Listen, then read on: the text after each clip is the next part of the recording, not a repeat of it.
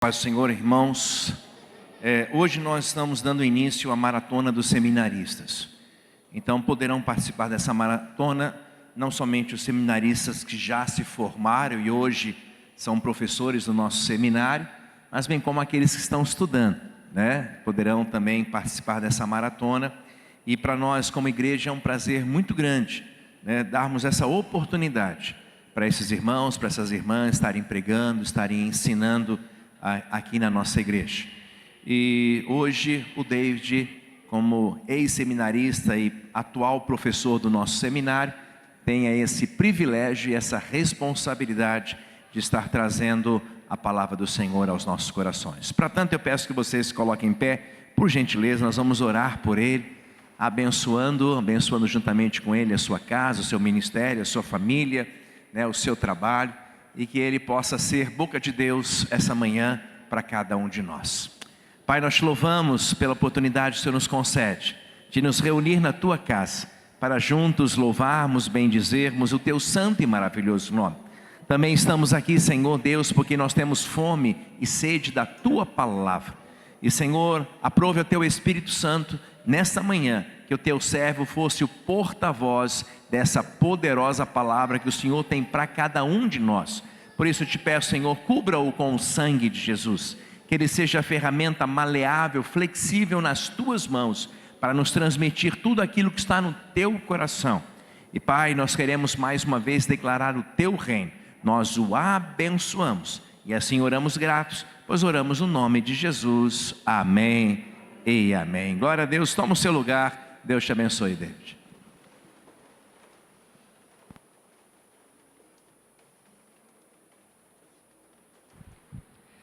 Bom dia, paz do Senhor, queridos. Tem alguém aqui que já participou de uma turma do seminário comigo, não? Tem. Então, a saudação típica do nosso seminário, o pessoal não vai me conhecer, mas eu tenho que falar o Shalom Adonai. Shalom Adonai, meus queridos, glória a Deus. Eu fico feliz de estar aqui. O pastor Paulo, o pastor Elton, na realidade chamou os casais que fazem aniversário de casamento. Eu estava me lembrando agora, eu casei no dia 22 de janeiro de 2000, né?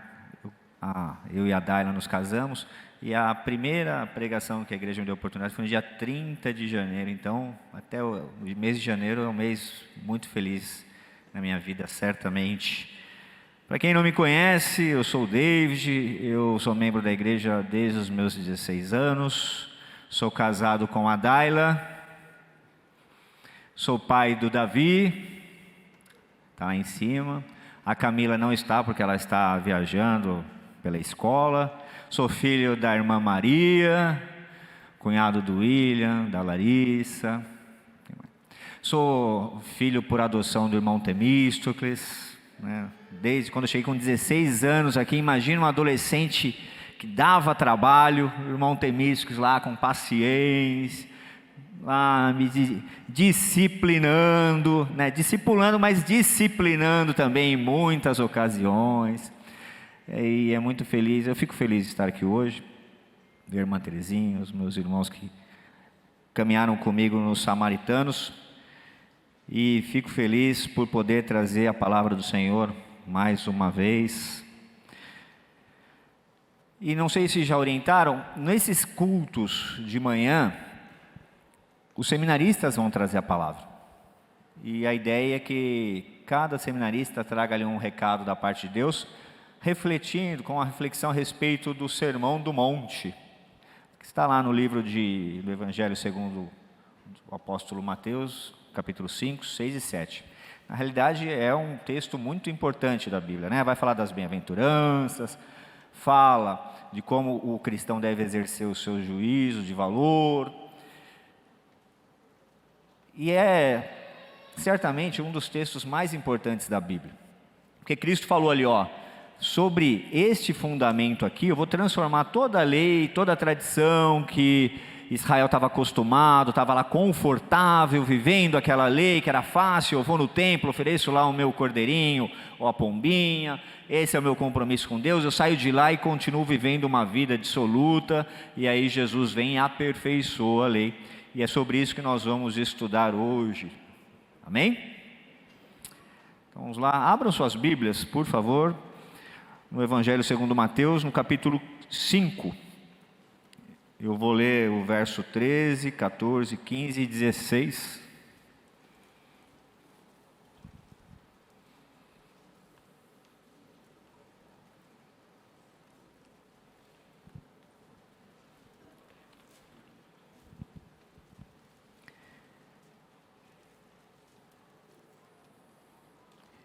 Vós sois o sal da terra, e se o sal for insípido, se o sal for sem sabor, com que se há de salgar? Para nada mais presta, senão para se lançar fora e ser pisado pelos homens. Vós sois a luz do mundo. Não se pode esconder uma cidade edificada sobre um monte, nem se acende a candeia e se coloca debaixo do alqueire, mas no velador bem alto, e se dá luz a todos que estão na casa. Assim resplandeça a vossa luz diante dos homens, para que vejam as vossas boas obras e glorifiquem o vosso Pai que estás no céu. Amém? Vamos ler mais uma vez? Vamos orar mais um instante, por favor. Senhor, agora que nós lemos a porção da Tua Palavra, eu peço que essa palavra que saiu da nossa boca entre pelo nosso ouvido e alcance o nosso coração, que traga frutos a 100 por um. Pai amado, aquelas pessoas que vão poder assistir essa ministração em outra oportunidade, toca-as de maneira sobrenatural da mesma maneira. Pai amado, Pai bendito, nós também declaramos que Tu és Senhor deste lugar. Toma cativo o nosso entendimento. Senhor, toma cativo a minha vida, para que eu seja tão somente um instrumento nas Tuas mãos. Esse é o meu pedido, é o pedido e a oração dos meus irmãos. Nós oramos em nome de Jesus. Amém. Glória! Tá ligado na terra, ó, não é terra, aqui é céu-terra. Ligamos aqui e já vai acontecer no céu, amém? Queridos, nesse sermão, Cristo, vamos, assim, como professor, a gente tem que explicar tudo nos mínimos detalhes. O capítulo 5, ele traz valores, basicamente. Quando você lê o capítulo 5 de Mateus, Cristo, ele é bem enfático, bem objetivo nos valores que um cristão deve assumir. Como ele deve agir, como ele deve se comportar. Certo? No segundo, que seria o 6º capítulo na divisão, Jesus se dedica ali a ensinar como deve ser o nosso comportamento, não para nós mesmos, mas a nossa prestação de contas em relação aos demais e a Deus. E no 7º capítulo, o juízo que nós temos que ter, a ideia que nós temos que ter e a verdade que nós temos que assumir. Isso é um postulado. Deus está nos olhando, nós estamos diante da presença de Deus em cada momento do nosso dia e da nossa vida. Não é só aqui, não é só no nosso momento, no nosso culto, mas quando nós saímos daqui, o Senhor continua a nos usar como luz do mundo e sal da terra. E os homens continuam a nos observar, porque nós somos a luz do mundo e o sal da terra. Amém? Cristo, ele deu esse recado num momento bem especial de Israel. Por quê? O Evangelho como um todo, ele é uma ordem de Deus para que nós busquemos o que está perdido. Tá certo? Amém? Quem aqui acredita no seu coração que se morreu hoje, vai para o céu? Erga a sua mão. Glória a Deus. Mas poucas mãos. Então, assim, como um ato de fé, quem crê que hoje está justificado pelo sangue de Jesus, não há o que pagar na cruz, não há o que pagar no inferno, não tem outra parada a não ser o céu. Erga a mão. Amém. Amém. Agora eu vou fazer uma outra pergunta para você, meu querido. O que a gente está fazendo aqui hoje, então? Está todo mundo salvo? Deus já podia tirar a gente aqui, leva para o céu, já começa a festa mais cedo. Não seria bom? Começa a festa já, Senhor. Mas você sabe me dizer por que nós continuamos aqui na terra hoje?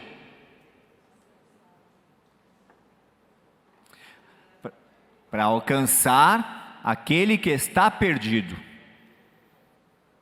Você pode ficar mais um dia, pode ficar mais 10 anos, mais 20 anos. O seu propósito nesse um dia, nesse um ano, ou nesses 20 anos, ou 50, 60 anos que você passar na terra, o seu propósito é um: alcançar aquele que está perdido e mostrar a ele o caminho, a verdade e a vida. Por isso que você é luz do mundo e sal da terra. Amém? E quando você recebe uma ordem dessa, não tem outra solução. Qual é a solução? O que você tem que fazer? Tem que ir. Esse é o ide do Senhor. Ide por todo mundo,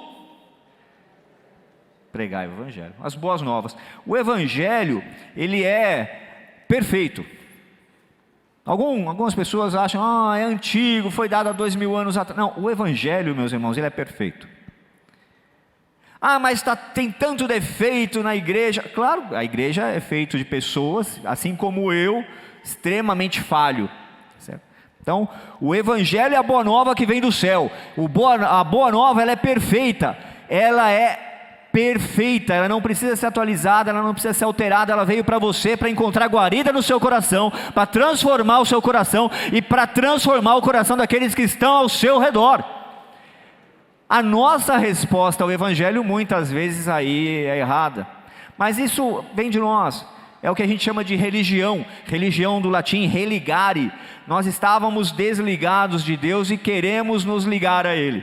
Por isso que a religião é falha, a religião é limitada e a religião não salva ninguém. Mas as boas novas do evangelho de Jesus, essa traz vida e vida em abundância. Amém? Os fariseus, os escribas, o pessoal da época de Jesus demorou a entender isso. Demorou muito. Desculpa, meus irmãos, vocês estão me ouvindo bem? Os fariseus, os escribas, o pessoal do templo ali, os religiosos da época, né? Religião, religare, aquele povo que queria trazer uma resposta para as pessoas, eles demoraram a entender isso, porque eles estavam presos a uma tradição.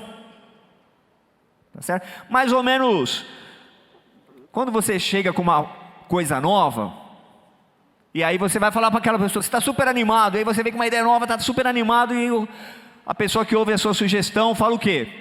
Mas sabe que a gente sempre faz desse outro jeito, vai mudar. Foi mais ou menos isso que aconteceu com o Senhor. Por quê? Ele estava trazendo a boa nova, a novidade de vida, e os fariseus estavam ali preocupados com a sua religião, com a sua tradição, com os seus rituais.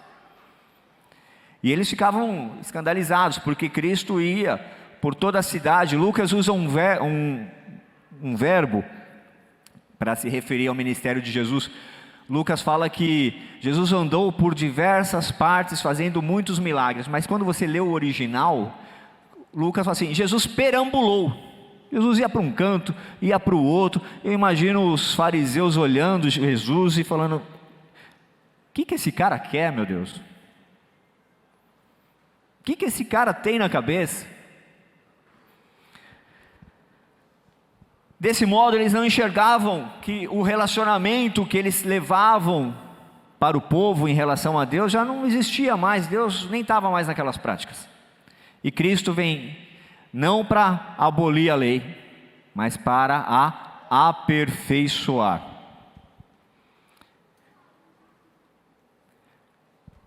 Só que como a gente aperfeiçoa a lei dentro de uma igreja que continua sendo formado por homens e mulheres que têm as suas limitações, que têm as suas tradições, as suas práticas?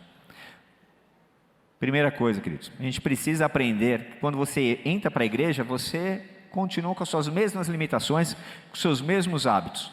O que você precisa fazer? Aprender a enxergar o mundo sob a ótica de Deus. Deus ele tem uma maneira toda especial para tratar com o mundo. Às vezes a gente quer tratar do nosso jeito, não é? Minha esposa tem um apelido carinhoso para mim, que é Pedrão. Então, imagina se o meu temperamento é um temperamento fácil. Hoje está bem melhor, graças a Deus. Então, em várias ocasiões, eu já quero resolver as coisas de uma maneira mais assertiva, mas eu tenho que entender que Deus trata com cada um de uma maneira diferente, tá certo? Talvez essa seja a chave de sabedoria para a igreja avançar nesses tempos. Em tempos em que o mundo tá tão recheado de várias vozes até confusas, vozes que trazem padrões que nem sempre são os melhores. Essa semana eu estava lendo uma matéria, lendo o jornal, e acabei vendo uma matéria num site de notícias já antigo, que a chamada geração Z. Geração Z é quem tem de 18 a 24 anos. Tem gente de 18 a 24 anos aqui, exceto o Davizinho? Tem gente lá em cima. Essa galera é a que mais tem sofrido com depressão e com ansiedade. 7 em cada 10 jovens tiveram um episódio de ansiedade, 45% sofrem de depressão, ou afirmam sofrer de depressão. Muita coisa, né, gente? Muita coisa. Porque são muitas vozes, muita gente falando o que você tem que fazer, muita gente falando que você não precisa fazer nada, e aí o jovem fica perdido entre um parâmetro e outro. Tudo isso precisa ser tratado, precisa ser curado. E nós sabemos que não é por força nem por violência, mas é por levar a palavra do Senhor. Amém? Talvez essa seja a grande chave de sabedoria para uma igreja de ter vitória, alcançar a vitória hoje. E quando eu digo a igreja, não é a igreja local, mas a expansão do reino, porque o reino está vivendo um momento de grandes vitórias, meu querido. Você não pode tomar o presente momento desse mundo que nós vivemos e achar que está tudo acabado, que agora não adianta mais. Eu vivi o evangelho até hoje, agora vem uma pandemia, eu perdi um membro da minha família, ou eu não posso mais ir e vir. Eu acreditava que o Senhor ia me preservar e eu acabei contraindo o vírus. Eu até comentei com o pastor Paulo, tive Covid 2 vezes, nas duas o Senhor me guardou. Outras pessoas não tiveram essa mesma felicidade, mas nem por isso eu devo imaginar que o evangelho em si é falho. De maneira alguma. Amém? Hoje, neste dia, nesse domingo, mantendo-se tudo constante conforme aconteceu ontem, provavelmente 55 mil novas pessoas vão fazer a opção por Cristo na sua vida e serão salvas. Vale um aleluia? Glória a Deus, 55 mil pessoas, querido. Nunca tantas igrejas de as maiores denominações tiveram com as suas portas abertas. Esse tempo é hoje. Então você nunca teve a oportunidade tão grande de conhecer Jesus. Nunca foi produzido tanto material para a edificação dos crentes, para a edificação dos santos do Senhor. Há mais ou menos um ano atrás concluiu-se a tradução da Bíblia, o texto integral de Gênesis e Apocalipse, para uma língua chamada Farsi. Sabe que língua é essa? É a primeira língua praticada no Irã, o regime fechado dos ayatolás. Então, um regime extremamente opressor, mas o Senhor preparou para que os crentes lá do Irã recebam a Bíblia na sua língua materna, porque o árabe é só a segunda língua, então nem todos falam árabe. E agora a Bíblia está traduzida para o Farsi, para que todos possam meditar e conhecer as Escrituras. E isso vai acontecer, vai acelerar, porque é plano do Senhor. E você faz parte desse plano, querido. O que você está fazendo que você ainda não entrou no seminário para Deus te capacitar, te preparar e te enviar? O irmão Brian aqui vai fazer as inscrições. Irmão Brian, irmã Andréia, fiquem de pé, por favor.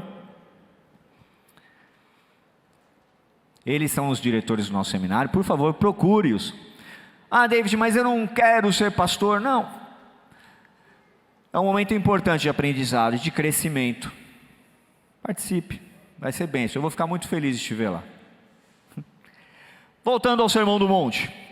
O Sermão do Monte, nós já lemos uma porção do texto, mas eu quero dar um apanhado sobre toda a Escritura. Ele trata de vários assuntos. Começa a parte, talvez uma das mais famosas, que são as bem-aventuranças. E Cristo continua falando sobre a dignidade, sobre a responsabilidade que o cristão tem na terra e com o ministério da igreja. A lei, Cristo fala assim, antes era dito isso, agora o Evangelho aperfeiçoa, traz novos ensinamentos. A sinceridade e o propósito que você tem que ter, o cuidado que você tem que ter com os seus olhos, com o seu pensamento, com o seu julgamento. Condena veementemente a hipocrisia. Talvez isso seja o grande calcanhar de Aquiles, porque o problema, gente, daquela época, um parênteses novamente, professor, você ser fariseu não era o problema. É fariseu, vai para o inferno. Não, o problema era você ser um fariseu hipócrita. Se você fosse fariseu, poderia ter um encontro com Jesus, encontro sincero, receber as boas novas e era salvo. O problema é que o farisaísmo, ele impunha uma série de rituais, uma série de tradições, e a pessoa acha que por cumprir aquela tradição ela está legal com Deus.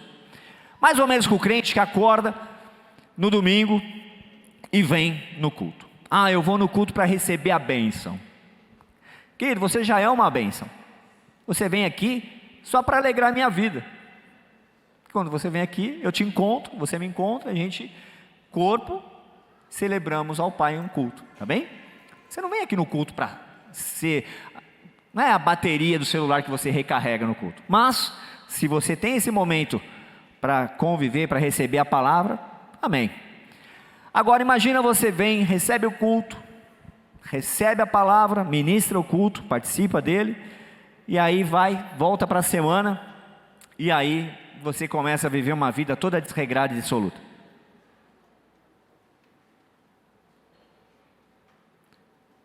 Não vai resolver nada. Imagina o homem que vem para o culto de domingo de manhã, recebe a palavra, participa do culto e volta para a sua vida e continua na mesma prática de um homem que não conhece a Jesus. Continua na prática do adultério, continua na prática dos vícios da bebedice, sem compromisso com o seu próximo. Vai adiantar o culto do domingo? De uma maneira mística? E era mais ou menos esse era o problema dos fariseus, a hipocrisia. Eles colocavam para si regras e rituais que eles cumpriam, achavam que a partir daí eles estavam justificados perante Deus e não buscavam uma transformação genuína. E Cristo vem e ele lança um novo alicerce, um novo fundamento para o reino, não só no reino espiritual, mas para nós, a igreja, a eclesia. Ele fala para Pedro, fala para os discípulos, depois, não no advento do Sermão do Monte, mas depois ele ensina muito. Numa certa ocasião, ele está lá em Cesareia de Filipe, que é na parte norte de Israel. Quem aqui já foi em Israel com a caravana aqui da igreja? Quando foram, pastor, visita lá Cesareia de Filipe? Então o pastor já ministrou para vocês, mas eu vou falar um pouquinho. Em Cesareia de Filipe tinha a chamada porta. O pastor Elton falou, as portas do inferno não prevalecerão contra a igreja. Esse texto, essa mensagem de Jesus, na realidade, no original fala, as portas do Hades não prevalecerão contra a igreja do Senhor, porque era uma porta, era uma caverna. No fundo da caverna, hoje é um sítio arqueológico, uma área de visitação, você não entra lá, mas lá no fundo tem um poço, na verdade uma piscina natural, bem funda, e na época os homens não conseguiam estimar quão profunda é, então o pessoal achava que a água ia levar até o inferno, né? E ali na época dos cananitas, os cananitas já faziam culto ao deus chamado Deus Moloque. É uma imagem baixinha, carrancuda, as mãos espalmadas, o pessoal colocava os bebês lá na imagem quente para oferecer um sacrifício. Depois disso vieram os gregos, quando os gregos tomaram a região, e colocaram ali um altar para um deus chamado Pan. Não vou entrar no detalhe do Deus Pan, mas quem aqui já é adolescente ou já foi adolescente assistiu um filme aí, o Percy Jackson, não sei o que lá das quantas? Eu vi umas mãozinhas lá assim, pastor David, professor, eu assisti esse vídeo.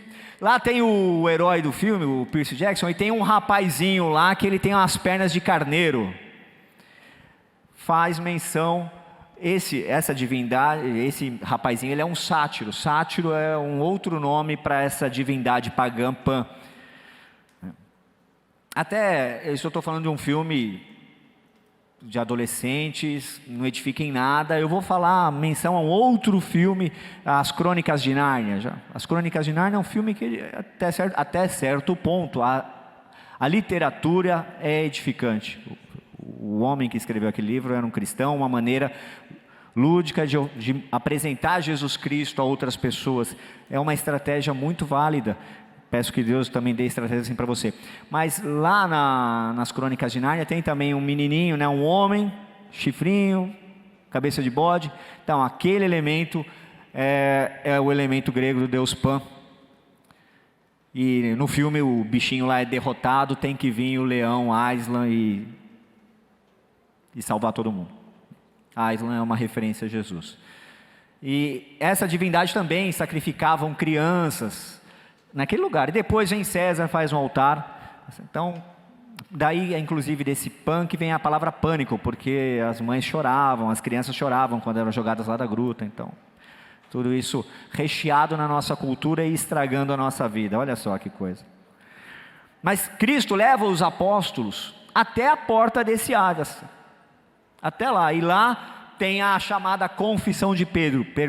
Jesus pergunta, que falam sobre mim? E aí, Messias, é Elias, é João Batista. E aí Pedro fala, tu és o Cristo, filho do Deus vivo.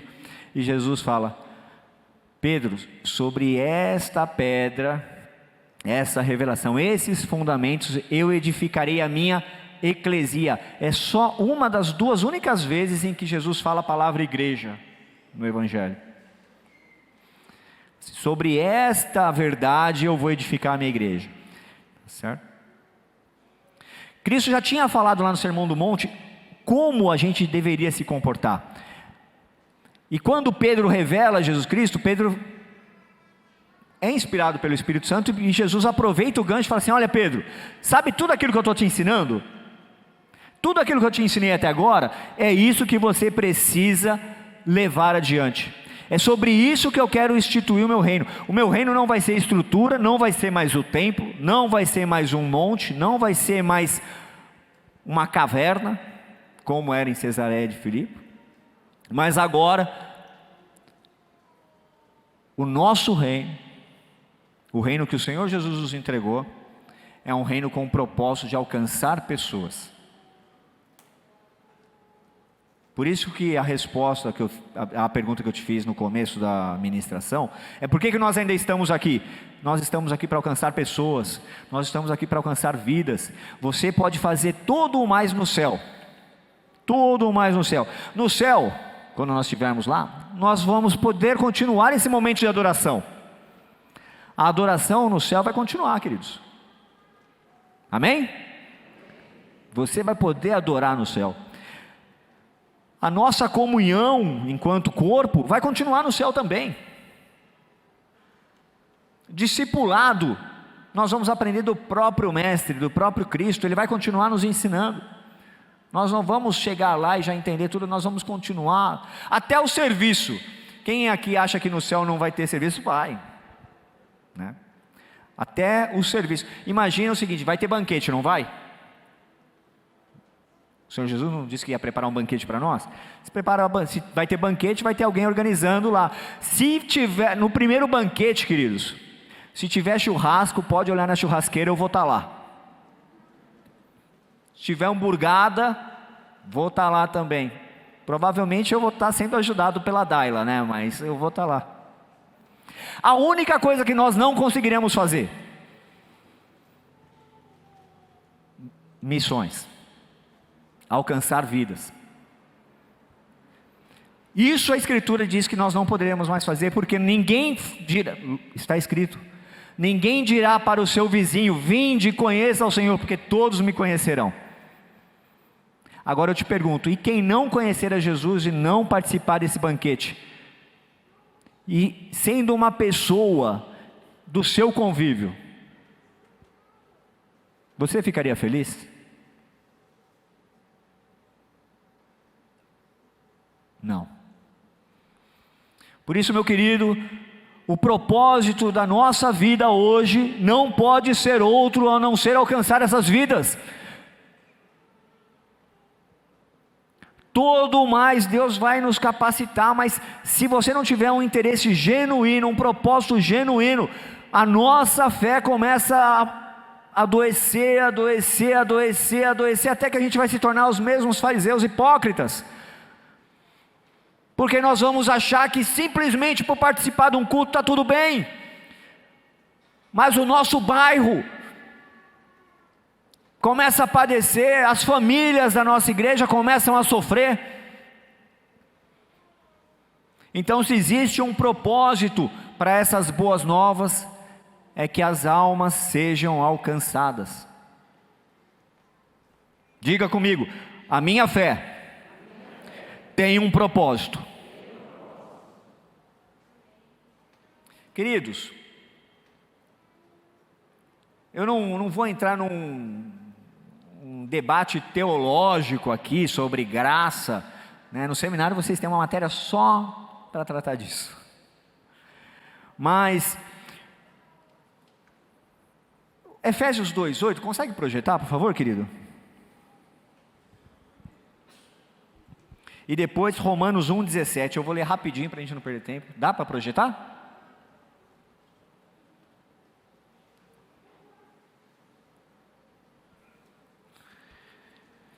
Efésios 2:8.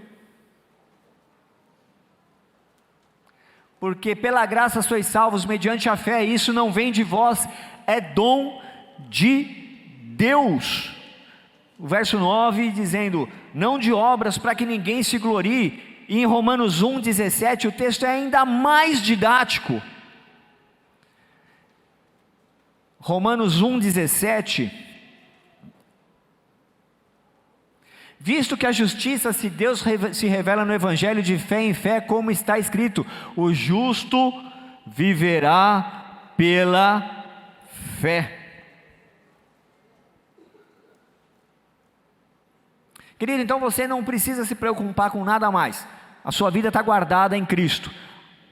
Qual é o seu objetivo, qual é a sua preocupação para esses tempos aqui na terra?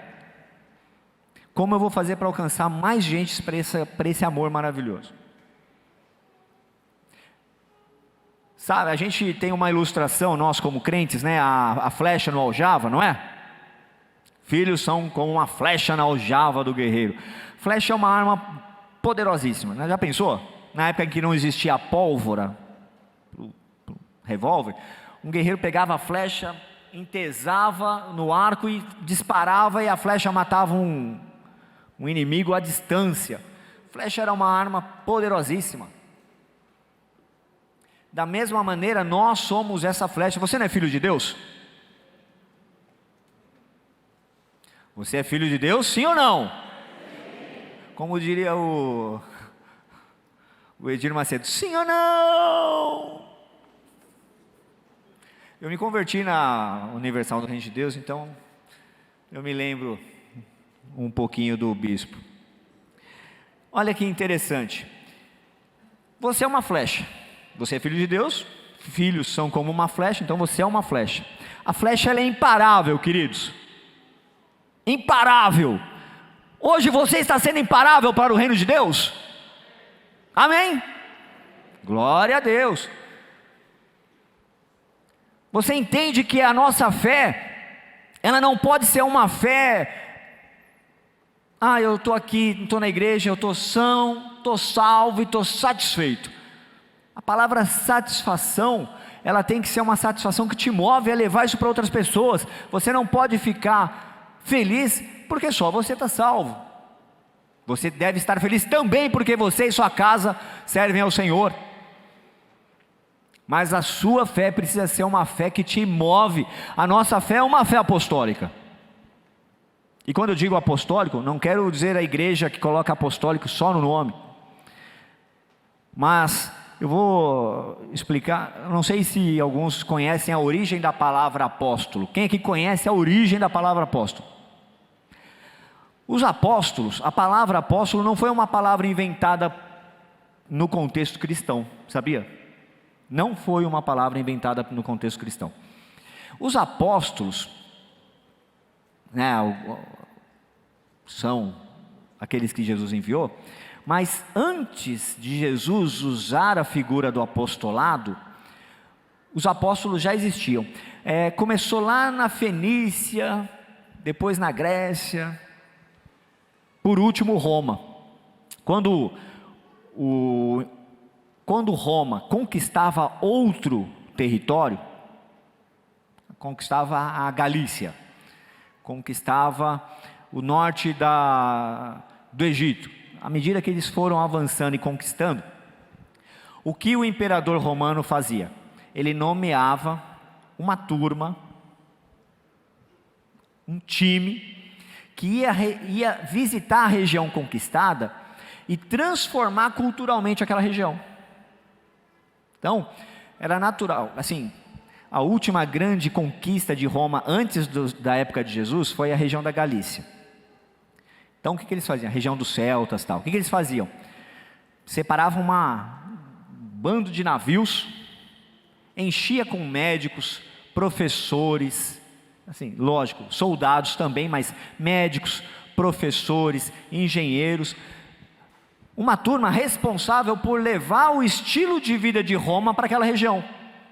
E eram vários barcos, mas o capitão do principal barco, esse era chamado de apóstolo, sabia?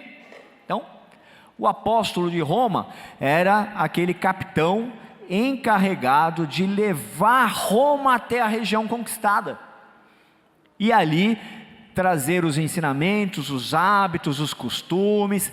E aí quando o imperador romano visitasse aquela região, ele já ia encontrar Roma preparada. Então, nesse aspecto, Cristo é o primeiro dos apóstolos, porque ele deixa o reino dos céus e traz as boas novas do Evangelho para que eu e você continuemos a multiplicar. Foi dito no passado que Cristo se tornou o que nós somos para que nós pudéssemos ser o que Ele é. Então você como cristão, cristão significa pequeno Cristo. O primeiro dos apóstolos não foi Pedro e não foi Paulo, foi o próprio Jesus que veio trazer o reino de Deus para cá. Então quando nós falamos que a nossa fé é apostólica, a nossa fé tem que ser uma fé móvel, uma fé ativa, que influencia e que transforma as pessoas ao seu redor. Por isso Jesus nos deu o principal propósito nesse trecho que nós lemos do Sermão da Montanha.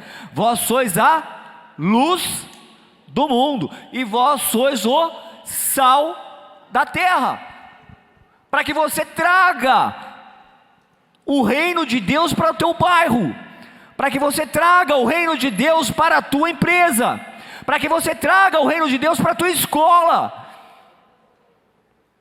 para a sua faculdade, para que aconteça ao seu redor uma transformação. E quando eu falo transformação, não é que você vai chegar na segunda-feira na tua empresa, vai parar de trabalhar e vai começar a evangelizar o coleguinha. Isso também não é adequado. Se alguém tiver um problema e você puder ajudar essa pessoa, faça. Almoce com essa pessoa, ofereça conselhos, ofereça suporte. Mas você não precisa ficar passando o sermão nos colegas de trabalho. Você simplesmente precisa ser luz e sal. As pessoas vão notar a diferença em você. Você simplesmente precisa cuidar do órfão, da viúva e do forasteiro, e as pessoas vão ver a diferença em você. Amém?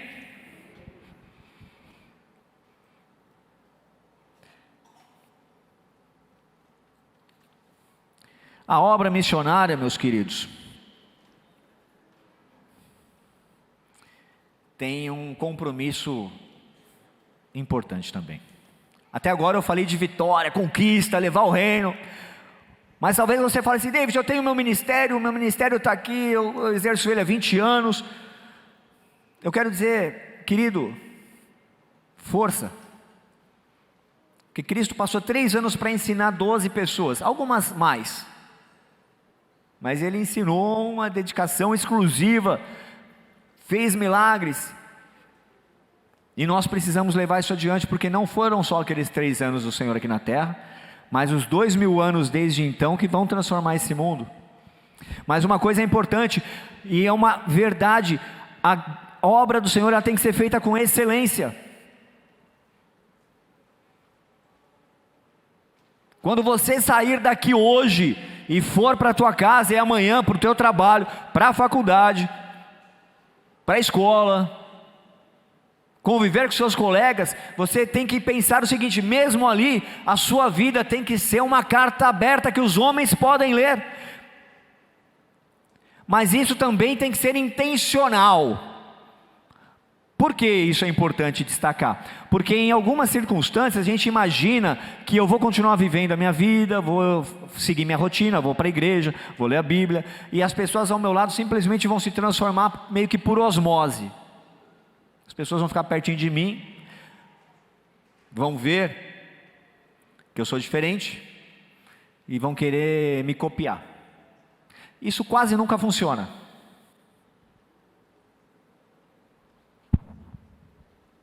Alô?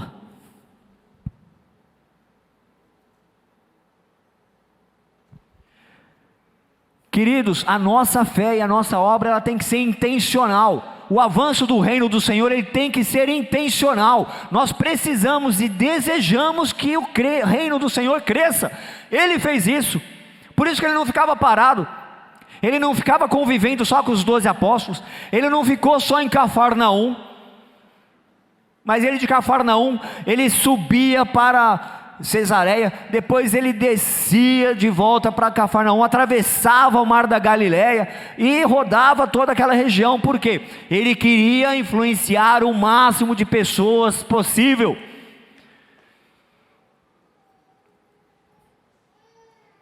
Porque a obra do Senhor ela é intencional. Ei, querido, tem pessoa no seu lar, na sua casa, que precisa ser transformado pela graça do Senhor, e a graça do Senhor tem uma porta de entrada na tua família. Adivinha quem é? Você. E agora eu quero também fazer um chamado aqui como igreja, porque quando um membro da nossa igreja traz um membro da sua família para cá, como nós como igreja acolhemos essa pessoa? Porque Jesus mesmo falou que um profeta na sua terra não tem valor. Então às vezes um membro da família trabalha para convencer um cunhado, uma sogra, para vir visitar a igreja. Aí visita a igreja, aí a pessoa entra na igreja, é um visitante. Como nós acolhemos essa pessoa? Ou melhor ainda, membros da nossa igreja que não conseguem 20, 30 anos insistindo para que seus cônjuges, para que seus parentes venham à igreja e não conseguem trazê-lo. Como nós, como igreja, vamos até a casa desse irmão para mostrar para o seu parente, para mostrar para a sua sogra, para a sua mãe, que nós somos o corpo de Cristo e nós somos diferentes. Talvez seja o momento a gente repensar os cultos nos lares. adotar isso como estratégia, como prática intencional. Porque novamente, o reino dos céus, a obra do Senhor tem que ser feita com excelência. A excelência, ela honra os céus, inspira as pessoas ao nosso redor. E quando eu digo excelência, eu não quero dizer perfeição, porque só Cristo é perfeito, mas a obra de Deus, ela tem que ser efetiva, eficaz e eficiente.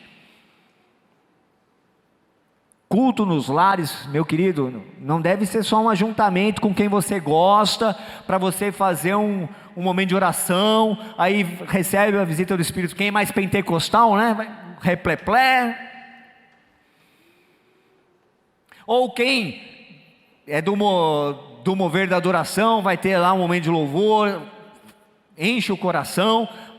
Isso também. Mas as pessoas no bairro precisam ser alcançadas. De repente é o momento dessa estratégia. Ai, David, mas nós nunca fizemos isso antes. Amém. Os fariseus também nunca viram tantos milagres com Jesus. E aí, em qual time você quer estar?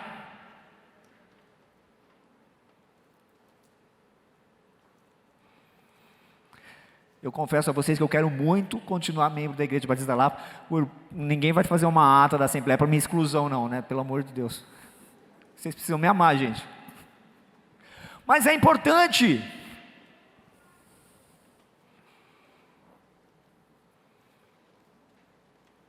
Queridos, eu não sei como nós vamos viver o ano de 2022, que é o ano da aliança.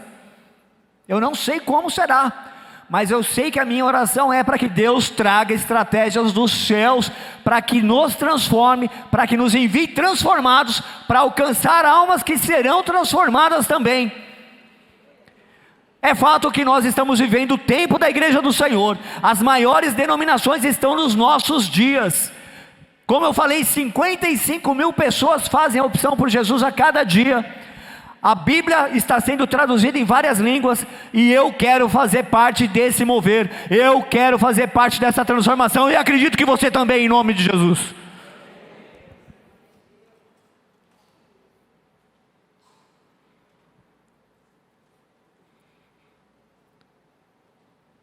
Eu acredito que o seu dom, o seu ministério é importante para que nesse ano a gente viva o novo do Senhor. O seu ministério, talvez algo que você está protelando há tanto tempo. Esse é o ano da virada, meu querido. Nós temos visto tantas pessoas, tantos adolescentes. Você acha que você consegue pegar um monte de adolescente, e jovem também, 19, 20 anos, colocar em casa, trancado dentro de uma pandemia? Você acha que isso é saudável para ele? E pior, né? Às vezes o filho ainda não é convertido, ou é convertido, mas não é convencido, né? E aí você pega um pai, linha dura, coloca ele na mesma casa, e o pai fica o dia todo falando para esse filho: isso é certo, isso é errado, isso é certo, isso é errado, isso é certo, isso é errado. Você acredita que isso serve para edificar esse jovem?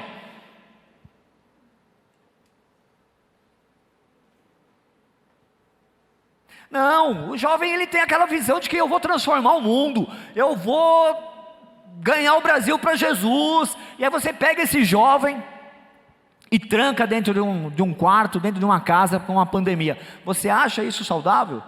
De maneira alguma. E como nós vamos ajudar a esses jovens que podem exercer o seu chamado, o seu ministério dentro das suas casas? Como nós vamos dar esse suporte? Ore muito pela vida do Romo. O outro líder dos jovens, pastor, qual é? Wellington, orem pelo Wellington, pela Priscila, pelo Eduardo, orem por esses rapazes, eles precisam muito do seu apoio, do Caio. Mas fato é que é possível, porque a juventude está mobilizada no reino. A pandemia não foi o ponto final. Da mesma maneira que o capítulo 28 do livro de Atos não é o ponto final. Eu e você somos o capítulo 29. Aleluia! Eu não sei qual vai ser o seu ministério, não sei como o Senhor vai te levantar, mas eu sei que eu vou orar todos os dias para que Deus te levante. A sua revelação, meu querido. A sua revelação, esse é o seu ministério. Em Joel 2:28, se puder projetar, querido. Joel 2:28 é o momento em a promessa de Deus, que depois se confirma em Atos. Fala assim: derramarei do meu espírito. E acontecerá depois que derramarei do meu espírito sobre toda a carne, vossos filhos e filhas profetizarão, vossos velhos, e eu já estou entrando nessa turma aqui, dos que sonharão, e eu estou deixando a geração seguinte, os jovens terão as visões. Mas eu quero deixar um recado para você, querido. A visão que Deus te deu, ela é o seu ministério. Não adianta você transferir para o David, não adianta transferir para o pastor Paulo, não adianta transferir para o pastor Elton. Essa visão é sua. A revelação que Deus te deu, a visão que Deus te deu, ela é o seu ministério. Comece a tomar posse dela e a se responsabilizar por ela. Mas ela é sua, ela não é transferível. Eu tinha uma visão do reino e da minha participação do reino, mas sabe o que é? Eu fui na igreja e o pessoal não me deu espaço, pastor. Pastor Elton, o pessoal não me deu espaço. E o que você fez? Quem quer arruma um jeito, quem não quer arruma desculpa. Agora acho que eu vou ser excluído do hall de membros, né? Depois disso. Minha esposa me deu várias instruções. Uma delas é: eu amo a minha igreja, amo os meus irmãos, eu não quero sair da igreja, tá? Então, não seja excluído. Mas é importante, a visão que Deus te deu é o seu ministério. O que você está fazendo para colocar isso em prática? Deus te deu dons, e dentro do seu ministério, o seu dom é o seu chamado. Nós temos lá em Efésios 4:11 os dons de governo. Deus instituiu uns para apóstolos, outros para profetas, pastores, mestres, evangelistas, os dons de governo.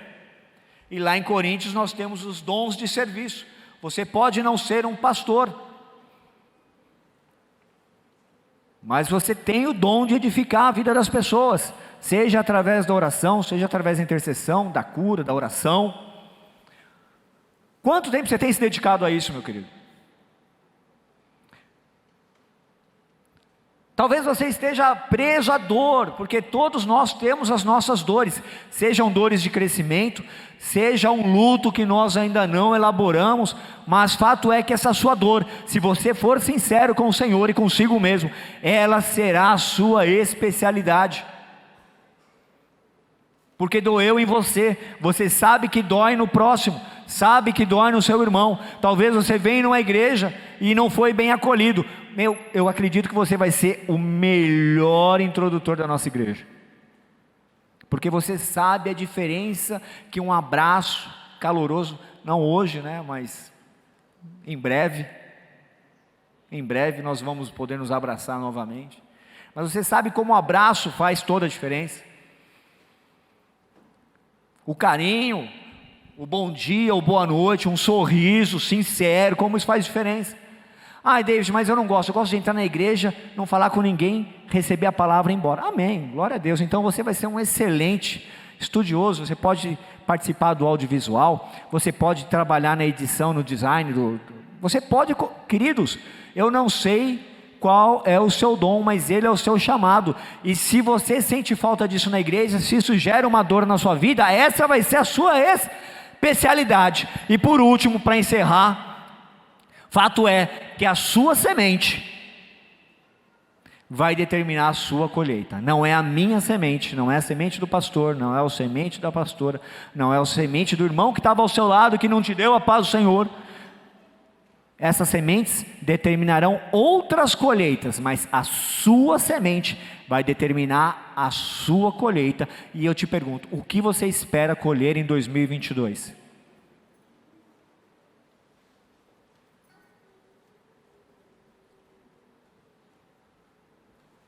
Amém?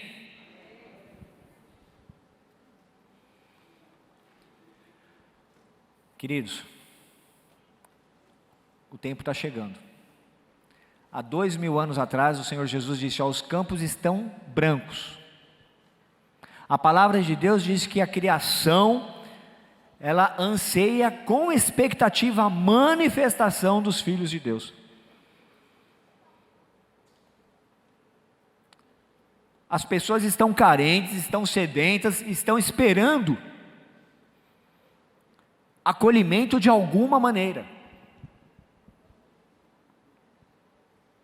Eu te pergunto, hoje, agora que você aprendeu o que é ser apóstolo, e apóstolo não é ser o pastor sênior, apóstolo não é ter um anel de apóstolo de São Pedro e morar em Roma.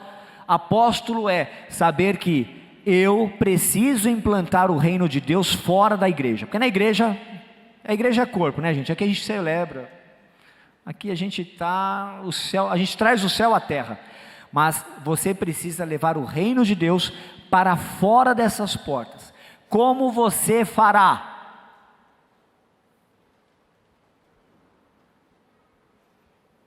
Sugestões.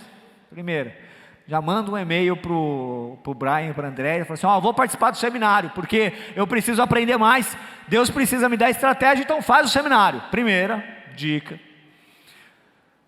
Segunda dica: procure os líderes, procure os pastores, se coloque à disposição, queira ajudar, dentro do contexto de excelência, que honra os céus e vai inspirar as pessoas ao seu redor. Não é o simples fazer, mas é o fazer com excelência para inspirar outras pessoas. Você percebe? Ninguém quer seguir aquele mais ou menos. A gente sempre quer seguir aquele cara que é o top. Já reparou isso? Porque existe um princípio de excelência envolvido nisso. Então, se coloque à disposição. Se coloque agora. Coloque-se de pé. Vamos orar encerrando.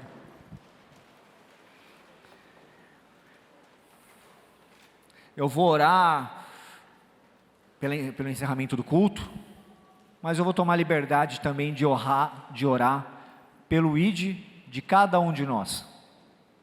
Que ao sairmos daqui, Deus já comece a trabalhar essas perguntas no nosso coração, e mais do que trabalhar as perguntas, que nos traga as respostas, amém? Nos traga respostas, e que a nossa fé seja apostólica, como foi a fé de Pedro, a fé de Tiago, que era irmão de Jesus, mas só se converteu depois da ressurreição de Jesus. Que seja a fé de Paulo, que não caminhou com Jesus aqui na terra, mas que foi visitado e aceitou o convite, aceitou o desafio, e esse desafio, eu acredito, Deus está fazendo para você hoje também. E em nome de Jesus, quando a igreja completar 100 anos,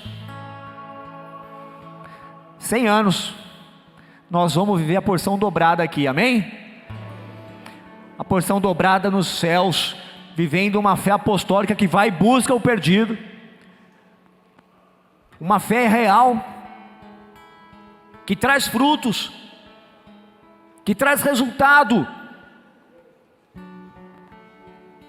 e uma fé que cura também, porque nós vamos trazer pessoas que estarão doentes, mas nós vamos mostrar que Jesus Cristo, Ele deixou no Sermão da Montanha uma ordem, que nós sejamos sal da terra, e nós somos sal da terra, amém? Senhor, eu estou feliz, meu Deus, por esta manhã, porque o Senhor me permitiu falar das Tuas Escrituras mais um pouco, Senhor. E eu quero te pedir que essas palavras saiam da minha boca, que saíram da minha boca, entrem no ouvido e alcancem o coração de cada um dos meus irmãos. Eu também quero te pedir, Senhor Jesus, que quando cada um sair daqui, saia daqui incomodado, Senhor, para entender que de tudo que o Senhor separou para que nós fizéssemos, o evangelismo, a busca pela alma, a busca pelos perdidos. Essa é o tempo presente que nos permite, nós não poderemos fazer no futuro. E eu te peço também que o Senhor coloque no coração de cada um propósito, não uma tradição, não respeito a uma história, porque nós vamos zelar por ela, mas um propósito para a vida de cada um dos meus irmãos e para a minha vida também, em o nome de Jesus. Por isso eu declaro agora, em nome de Jesus, abençoado cada um dos teus servos que se colocam à disposição, que dizem: eis-me aqui, Senhor, envia-me a mim. Assim como o Senhor abençoou os seus 70 discípulos, e eles andaram por toda Jerusalém, pregaram o Evangelho, expulsaram demônios, e depois vieram alegres dizer: Senhor, em teu nome realizamos grandes coisas. Assim eu quero desejar, e assim eu quero declarar sobre a vida de cada um que aqui está, com o coração disposto, disponível para te servir com excelência e para inspirar a outros a te servir com excelência, meu Senhor.